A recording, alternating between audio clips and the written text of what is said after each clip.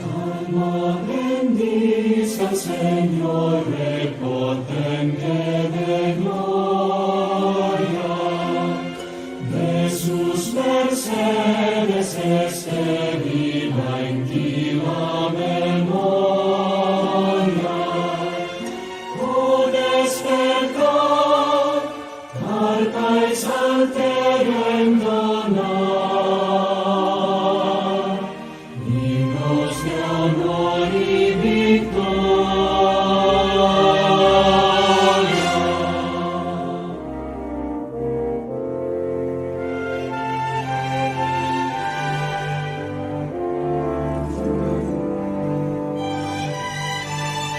Alma bendice al Señor, que a los hombres gobierna y te conduce paciente con mano paterna. Te perdona de todo mal peligro, porque su gracia es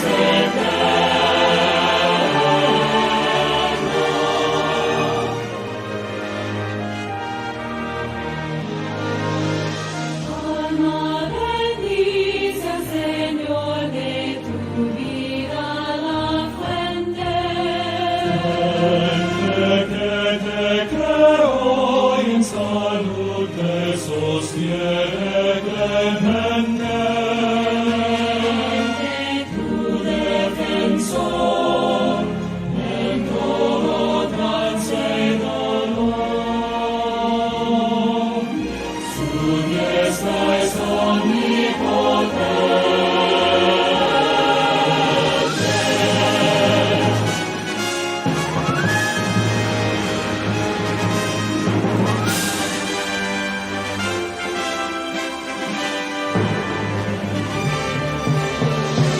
Alma bendice al Señor y su amor infinito.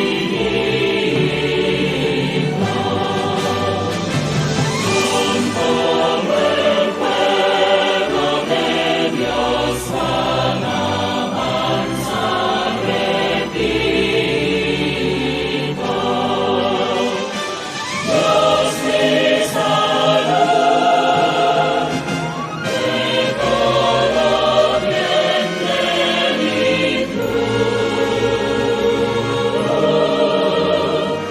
Seas bendito. Gloria al Señor, gloria al Señor, gloria, gloria, gloria, gloria al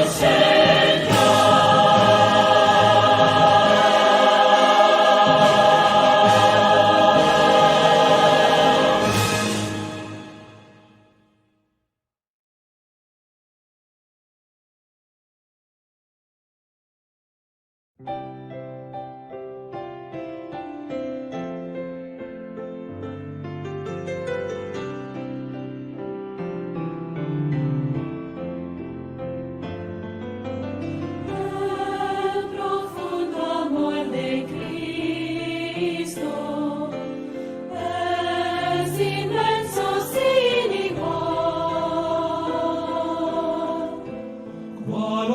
océanos sus ondas, en mí fluye gran caudal. Me rodea y protege la corriente de su amor, siempre guiando, impulsando hacia el celestial hogar.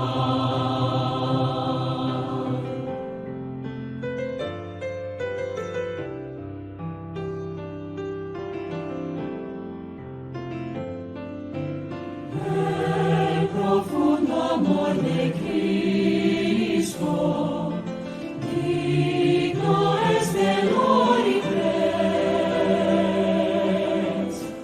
Cuanto ama siempre ama, nunca cambia, puro es. Cuanto ama a los suyos, por salvarnos Él murió.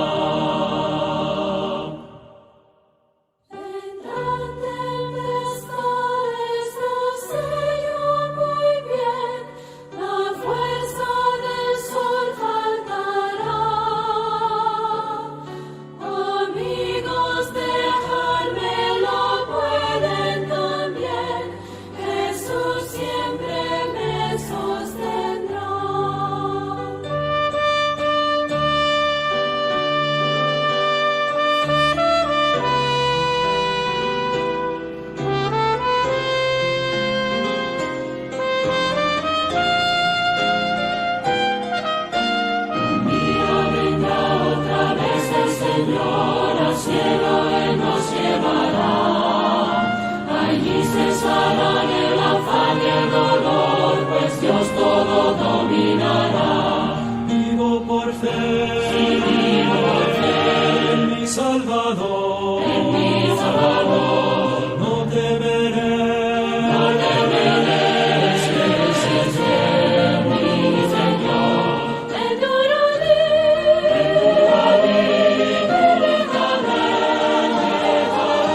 yo vivo por fe,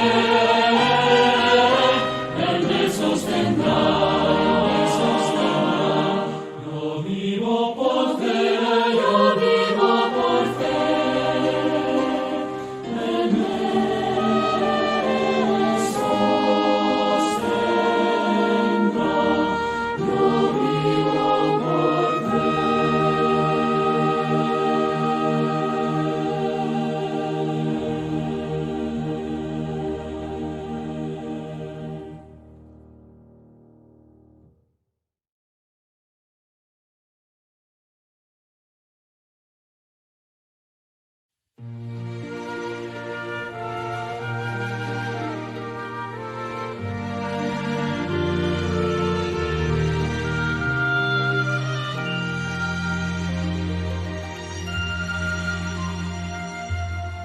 En presencia estar de Cristo, ver su rostro que será. Cuando al fin en pleno gozo mi alma le contemplará. Solo tras oscuro velo, hoy no puedo admirar. Mas ya pronto viene el día que su gloria demostrar. Cara a cara espero verle, más allá del cielo al sol. Cara a cara en plena gloria, he de ver a mi Jesús.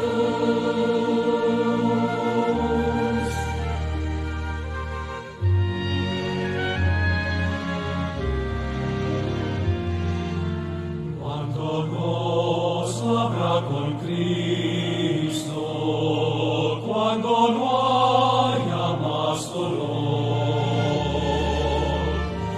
cuando cesen los peligros y ya estemos en su amor. Cara a cara, cuán glorioso ha de ser así vivir. Ver el rostro de quien quiso nuestras almas redimir. Cara a cara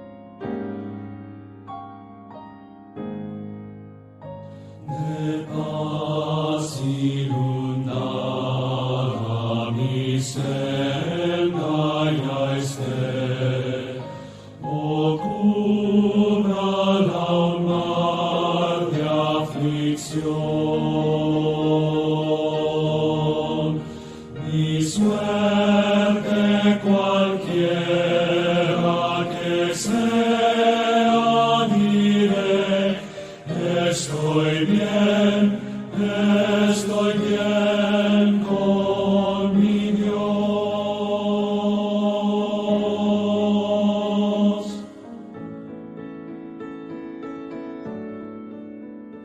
Ya venga la prueba, me tiente Satán, no mengua mi fe ni mi amor,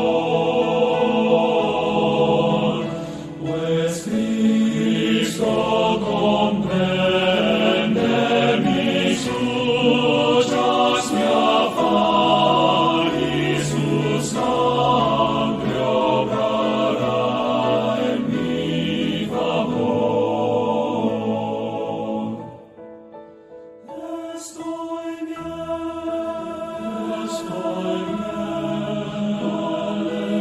con mi Dios. Estoy bien con mi Dios.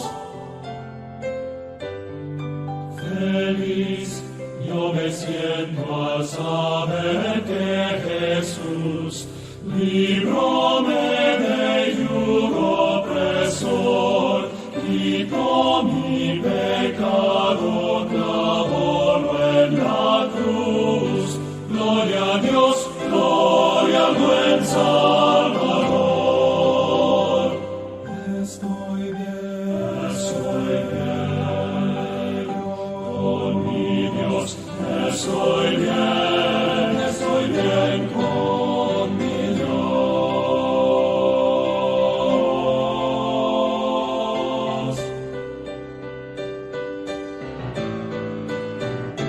La fe tornarás en gran realidad, al irse la niebla del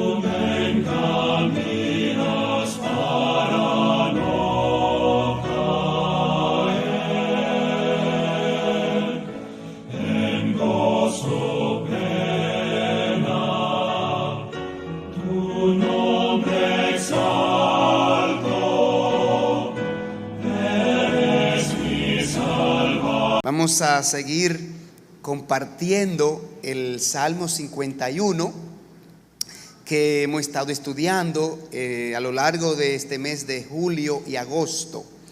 Así que vayan ahí en su Biblia, que hoy vamos a ver los versículos 7, 8 y 9. Versículos 7, 8 y 9, Salmo 51. Vamos primero a encomendarnos a nuestro Dios. Padre celestial, te alabamos, te bendecimos y te glorificamos. Te damos gracias, Señor, por tus misericordias, por la oportunidad de estar aquí reunidos como iglesia, gozándonos en estas canciones y estos himnos de alabanza, Señor, que estamos elevando a ti. Y ahora, Señor, tomando tu palabra para buscar todo tu consejo para nuestra vida. Así que danos la sabiduría y el entendimiento de tu voluntad para que nosotros podamos salir de aquí edificados y bendecidos con tu palabra, Señor. Que podamos entender claramente lo que tú quieres decirnos y asimilándolo en nuestra vida, podamos ser mejores hijos y mejores creyentes. Señor, te lo pedimos en el nombre de Jesús. Amén. Hermano, vaya al Salmo 51, versículos 7 al 9, y dice así: purifícame con hisopo y seré limpio, lávame y seré más blanco que la nieve. Hazme oír gozo y alegría, y se recrearán los huesos que has abatido. Esconde tu rostro de mis pecados y borra todas mis rebeliones. Bueno, mis hermanos, en los últimos dos estudios nosotros vimos los versículos 3, 4, 5 y 6. En esos versículos nosotros vimos 6 requisitos necesarios para nosotros poder alcanzar la disposición de confesar a Dios nuestros pecados. 6 requisitos nosotros vimos. Primero, para nosotros confesar el pecado a Dios, necesitamos reconocer que el pecado es una rebelión. Hasta que yo no reconozco que me rebelé contra Dios y le desobedecí, en mi corazón no se asienta esa disposición de yo confesar ese pecado. El segundo requisito es reconocer que el pecado ofende a Dios. El pecado ofende. Dios se ofende con el pecado. Tenemos que entender eso. Tercero, reconocer que el pecado es una injusticia delante de Dios. Dios es un Dios justo y el pecado es una injusticia, es una actuación injusta delante de sus ojos. Cuarto requisito para nosotros estar en disposición a confesar el pecado es reconocer nuestra naturaleza pecaminosa. Tenemos una naturaleza pecaminosa, caída, inclinada al pecado. Quinto requisito, reconocer la naturaleza santa de Dios. Cuando pecamos, nosotros tenemos que entender que nosotros estamos en contraposición con Dios. Él es santo y yo pecador. Pero no solamente pecador, en ofensa a Dios, en rebelión a Dios. Y número 6, reconocer la obra restauradora de Dios en nosotros. Esos 6 requisitos ya los vimos en los últimos 2 estudios y ellos nos introducen ahora en los versículos 7 a 9 que vamos a estudiar hoy. Porque aquí el rey David eleva 3 peticiones que nosotros tenemos que elevar a Dios cuando cometemos un pecado y queremos perdón de Dios. Hay 3 peticiones que evidencian un corazón arrepentido. Cuando un corazón está realmente arrepentido, hace estas tres peticiones que contienen estos versículos que hoy vamos a estudiar. Así que vamos a ir de inmediato a ver aquí palabra a palabra el contenido de esos tres versículos. Lo primero que nosotros vemos es, en el versículo 7, un pecador arrepentido pide ser purificado. Lo primero que el rey David pide aquí en el versículo 7 es purificación. Porque el rey David entiende que el pecado nos ensucia. El pecado es una mancha. El pecado nos afecta a nuestra alma. Él dice: purifícame con hisopo y seré limpio. Aquí hay una causa y consecuencia.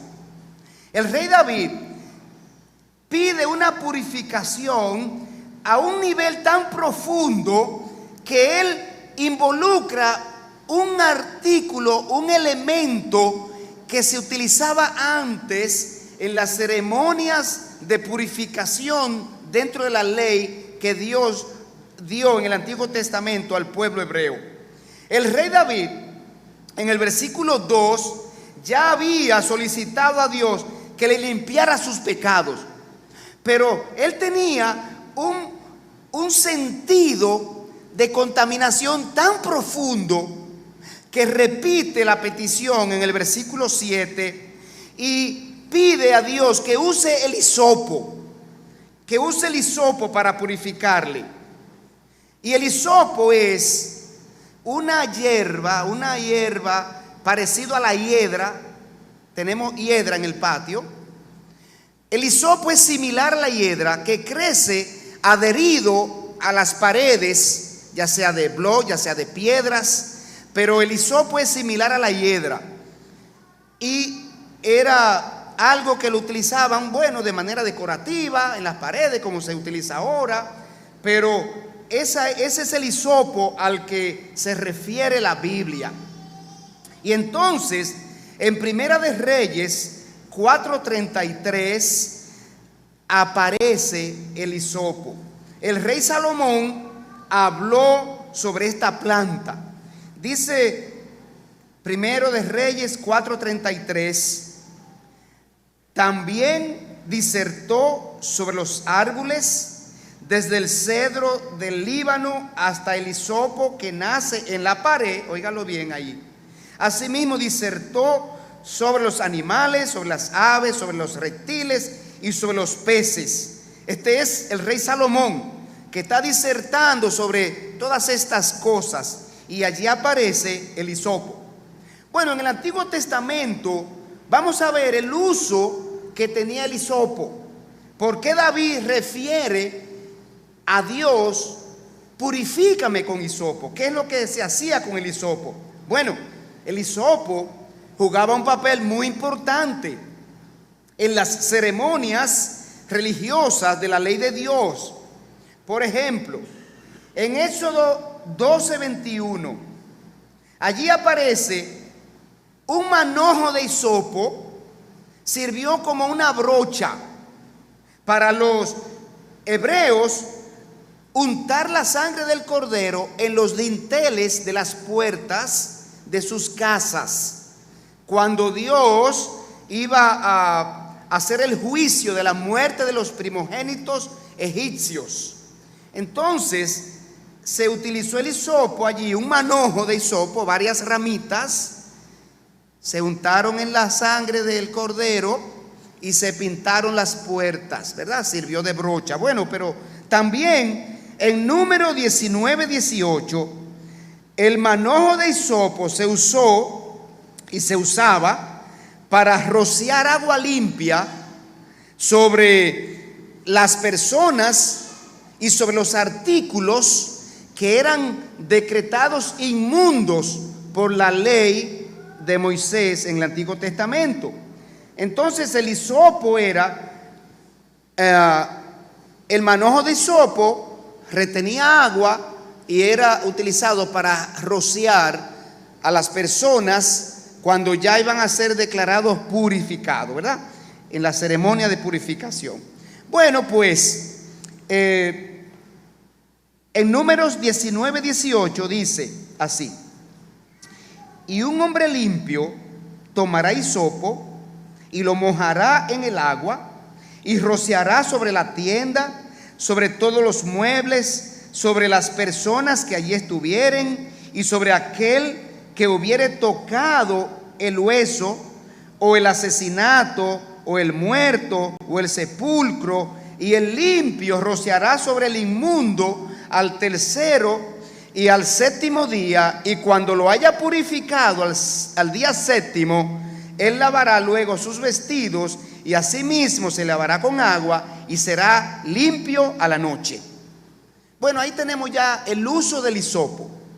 Entonces, el rey David, en su pecado, él siente un nivel tan profundo de contaminación que dice: Señor, yo quiero que tú utilices conmigo una ceremonia de purificación similar a lo que se hace en la ley.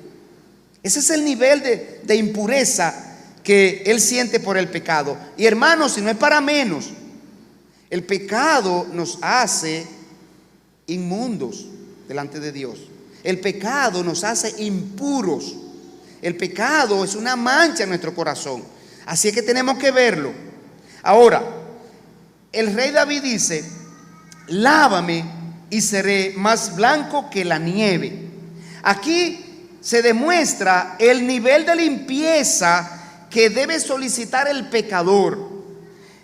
El rey David aquí reconoce que el lavamiento de Dios en nosotros produce una limpieza que es similar o puede ilustrarse con la blancura de la nieve. Y Dios mismo ha declarado que cuando Él perdona nuestros pecados, su limpieza en nosotros se puede ilustrar con la nieve. Y esta ilustración la vemos en Isaías 1:18. En Isaías 1:18, Dios le dijo a su pueblo: venid luego, dice Jehová, y estemos a cuenta. Si vuestros pecados fueren como la grana, como la nieve serán emblanquecidos. Y si fueren rojos como el carmesí, vendrán a ser como blanca lana. Así que el rey David anhelaba sentir esa blancura, esa limpieza, esa pureza en su alma, ¿verdad? Fruto del pecado. Y esa tiene que ser la actitud de nosotros, hermano. Eso es necesario, que nosotros pidamos a Dios de corazón que nos someta a ese proceso de limpieza después del pecado. Bueno, el versículo número 8, la segunda petición que hace aquí el rey David, y es que el pecador arrepentido pide oído espiritual. Mire las palabras del Salmo, versículo 8. Hazme oír gozo y alegría. Hazme oír gozo y alegría. El pecado había producido en David una angustia, una tristeza en el corazón a un nivel tal que su vista, sus oídos se habían cerrado para ver y para escuchar las maravillas de Dios. El pecado afecta nuestra visión espiritual. Nuestro oído espiritual quedan afectados por el pecado. Y así mismo pasa con nosotros cuando estamos en pecado. Se nos va el gozo, se nos va la alegría, se nos va ese deseo de nosotros deleitarnos en los himnos que cantamos. Pudiéramos estar cantando, pero solamente de labios.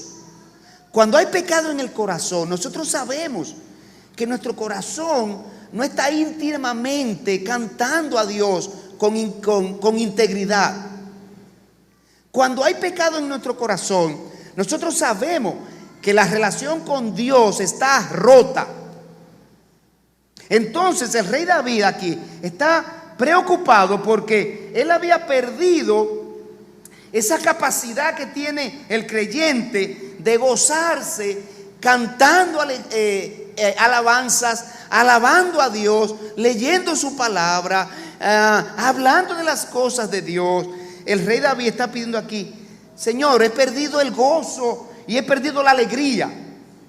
Entonces, la alegría y el gozo y la satisfacción más profunda y que son más duraderas están relacionadas con las cosas de Dios. El pecado produce un gozo y una alegría temporal. Temporal. El gozo duradero y la alegría duradera y la satisfacción duradera están en la comunión con Dios. Están en las cosas de Dios. Y el rey David aquí estaba pasando por un tiempo de remordimiento. Su corazón estaba completamente vacío y estaba en un desierto espiritual, al punto tal de que él ya no oye, no disfruta las cosas de Dios. Y es que el pueblo de Dios,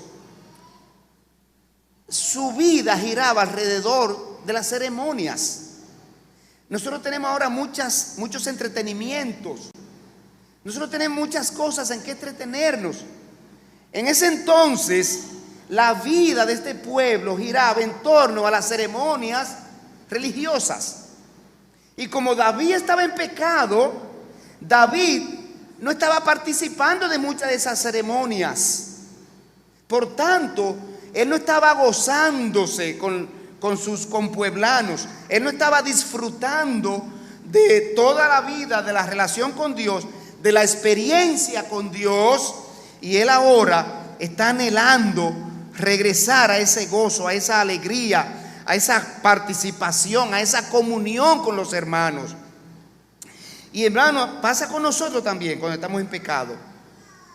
Cuando estamos en pecado, nosotros usualmente nos alejamos de la iglesia, nos alejamos de la congregación. Cuando estamos en pecado, nosotros nos alejamos de la comunión con los hermanos. Nosotros tenemos temor de que salga a flote nuestro pecado.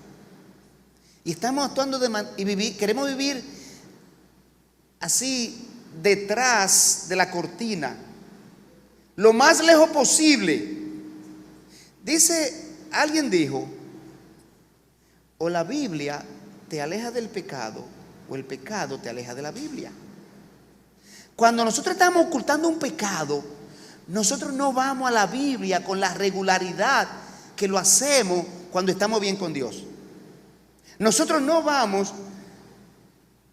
al piso de rodilla, no vamos a la oración como usualmente lo hacemos cuando estamos bien con Dios. El pecado nos aleja de los medios de gracia. Y así estaba el rey David.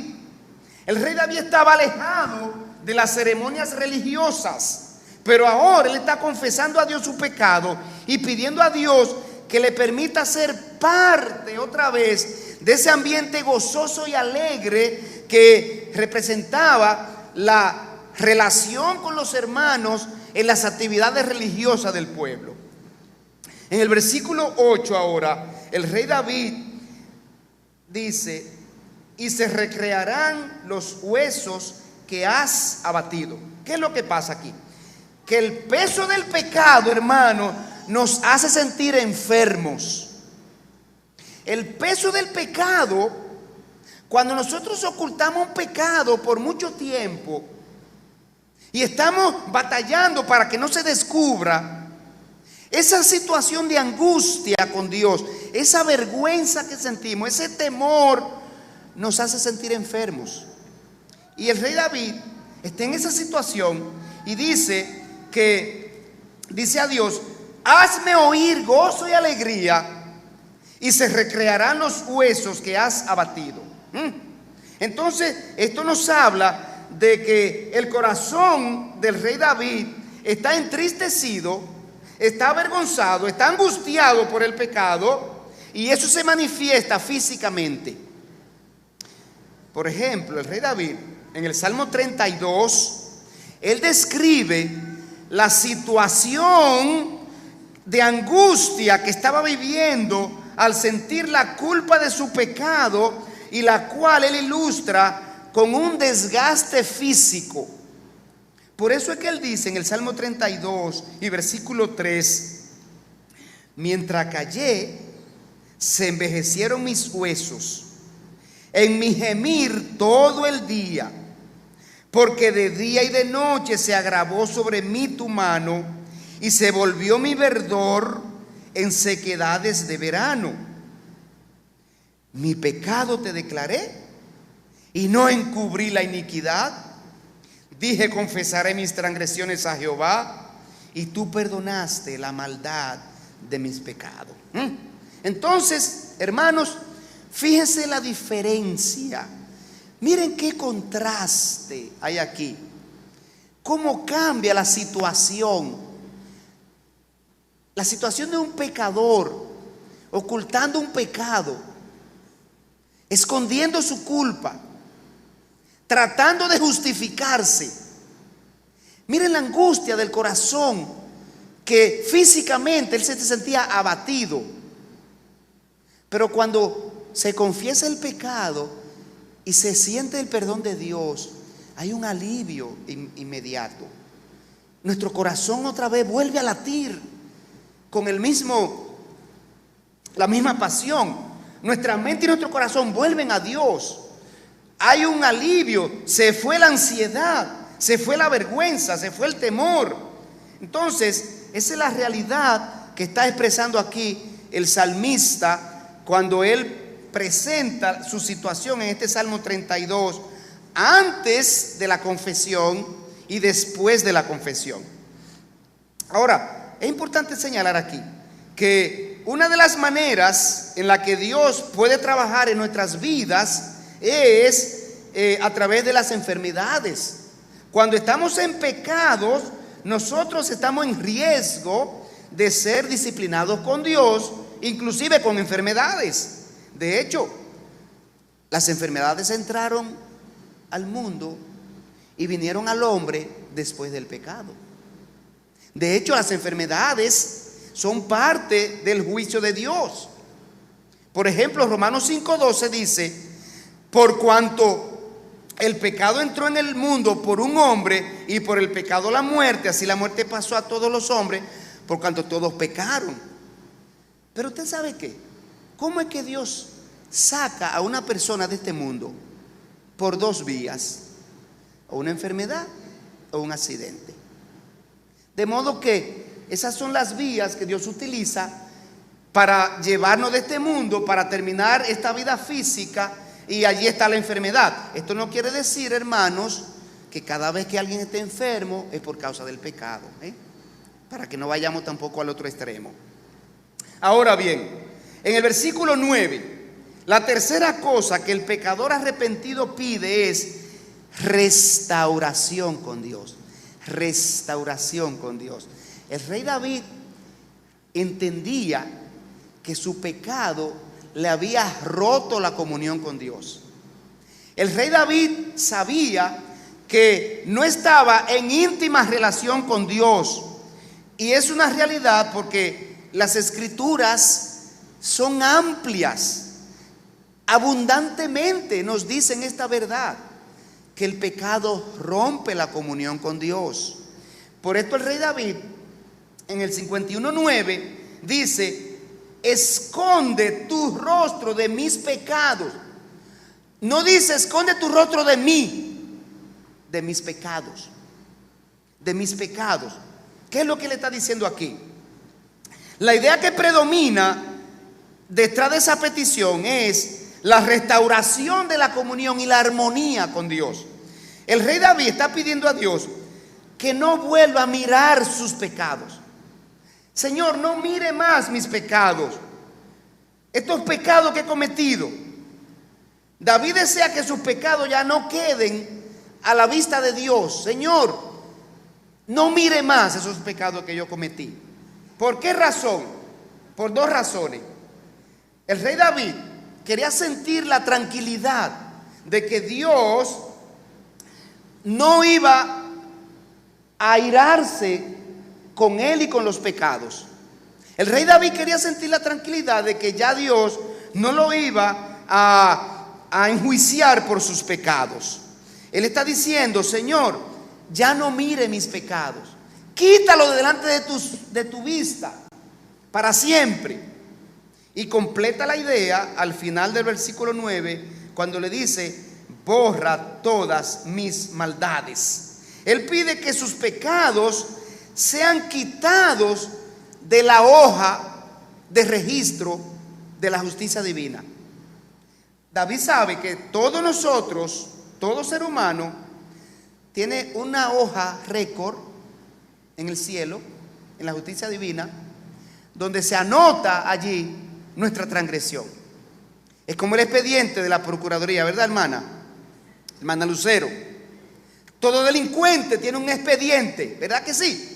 En ese expediente se registra todas sus faltas. Por eso dicen que una persona cuando cometió un delito quedó, ¿qué? Fichado. Está fichado. Tiene una ficha que contiene la violación de la ley que él incurrió. Entonces David, conociendo esto, dice: borra mis rebeliones. Señor, quítala de mi hoja, que mi hoja de registro de la ley divina esté limpia. Esto es lo que él está pidiendo aquí. Y él está pidiendo esto porque sabe que Dios lo prometió. Cuando nosotros somos perdonados por Dios, esa hoja queda limpia. Allí está, aunque esté allí el pecado, pero ya fue saldada esa deuda. Ya está registrado allí.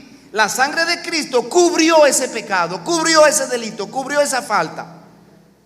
Y eso es lo que está apelando el rey David aquí. Y el rey David conocía esta escritura, probablemente de Isaías 44:22, que dice Dios aquí: yo deshice como una nube tus rebeliones y como niebla tus pecados. Vuélvete a mí, porque yo te redimí. Y David conocía la declaración de Dios del Antiguo Testamento que dice: yo soy el que borro tus rebeliones. Y la declaración de Dios que dice que Él echa nuestros pecados al fondo del mar. Entonces, el rey David está apelando aquí a esa promesa de Dios de limpiarnos el expediente, de ponerle un sello que dice allí: saldada esa deuda, pagada esa cuenta. Eso es lo que está pidiendo. Entonces, hermanos, estos dos versículos 7 a 9 nos enseñan las peticiones que no pueden faltar en nuestra oración cuando venimos a Dios arrepentido, con un corazón contrito y humillado. Tenemos que pedir a Dios primero que Él nos purifique, nos vuelva la limpieza que hemos perdido, que quite la mancha de nuestro corazón, de nuestra alma. Segundo, tenemos que pedirle que nos devuelva la alegría, el gozo que produce la experiencia de la vida cristiana. Esa experiencia de nosotros compartir con los hermanos la comunión de los santos. Ese gozo que produce nosotros leer las Escrituras con plena seguridad de que estoy aquí leyendo la carta de Dios para mi vida. Y le estoy recibiendo con esa disposición de mostrar a Dios mi condición de limpieza por la ausencia del pecado. Y por último, tenemos que pedirle que restaure mi relación con Él, que me vuelva, que me reconcilie. Señor, reconcilia mi vida contigo otra vez. Vuélveme a la relación contigo que el pecado rompió entre nosotros dos. Primera de Juan dice que Dios es luz, no hay tinieblas en Él. Y si nosotros tenemos pecado y decimos que tenemos comunión con Dios, entonces ¿qué estamos haciendo?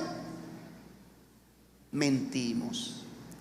Porque en condición de pecado es imposible tener comunión con Dios. Hermanos, vamos entonces a orar utilizando estos principios